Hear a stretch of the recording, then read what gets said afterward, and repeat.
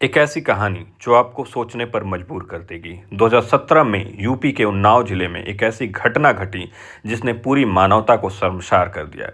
एक 17 साल की नाबालिग लड़की के साथ ऐसी दरिंदगी की गई जिसने पूरे देश को झकझोर दिया। आरोप था सत्तारूढ़ पार्टी का एक ताकतवर विधायक कुलदीप सिंह सेंगर, जिसने उसे घर में बुलाकर बलात्कार किया और बाद में पूरा सिस्टम उसे चुप कराने में लग गया। इस केस में सिर्फ रेप ही नहीं हुआ, बल्कि पीड़िता के पिता की कस्टोडियल मौत, सड़क हादसा, धमकियां और सालों तक चलने वाली अदालत की लड़ाई भी शामिल है। जून 2017 में लड़की ने आरोप लगाया कि उसे नौकरी के बहाने कुलदीप सेंगर ने घर बुलाया, जहां उसके साथ कुकृत्यता की गई। तब उसकी उम्र महज 17 साल थी। कई महीनों तक पुलिस ने एफआईआर दर्ज नहीं की। परिवार का आरोप था कि एमएलए के दबाव में केस दबाया जा रहा है। मजबूर होकर अप्रैल 2018 में लड़की ने मुख्यमंत्री आवास के बाहर खुद को आग लगाने की कोशिश की। तब जाकर यह मामला राष्ट्रीय मीडिया में उछला। आत्मदाह की कोशिश के अगले ही दिन पीड़िता के पिता को एक पुराने मामले में गिरफ्तार कर लिया गया और जेल में बुरी तरह पीटा गया। कुछ ही समय के बाद उनकी कस्टोडियल डेथ हो गई और आरोप लगा कि एमएलए के लोगों ने उन्हें मारा और पुलिस ने भी उन्हें बचाने की कोशिश नहीं की। हाई कोर्ट और सुप्रीम कोर्ट के दखल के बाद पूरी जांच सीबीआई को सौंप दी गई और सेंगर को गिरफ्तार किया गया। कई पुलिस वाले और कुछ रिश्तेदार भी आरोपी बने।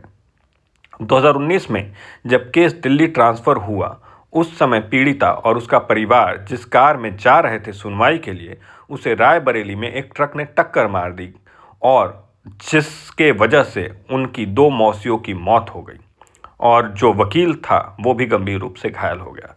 एफआईआर में फिर से सेंगर और उसके आरोपियों पर साजिश का आरोप लगा। कहा गया कि यह रोड एक्सीडेंट नहीं बल्कि एक प्लान्ड अटैक था।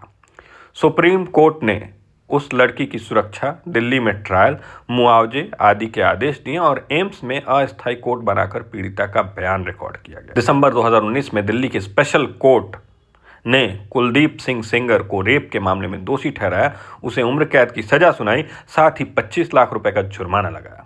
बाद में कोर्ट ने पीड़िता के मौत के मामले में भी उसे आपराधिक साजिश और कल्पेबल होमिसाइड के लिए दोषी पाया।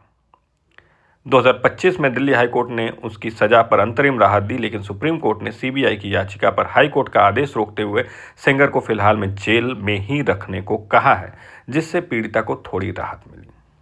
सवाल ये उठता है कि ऐसी घटनाएं हमारे समाज में देखने को मिलती हैं और इस घटना को अंजाम देने वाले लोग अभी भी सकुशल हैं। उस लड़की के साथ क्या बीती, ये आप ज़रूर सोचिए। धन्यवाद।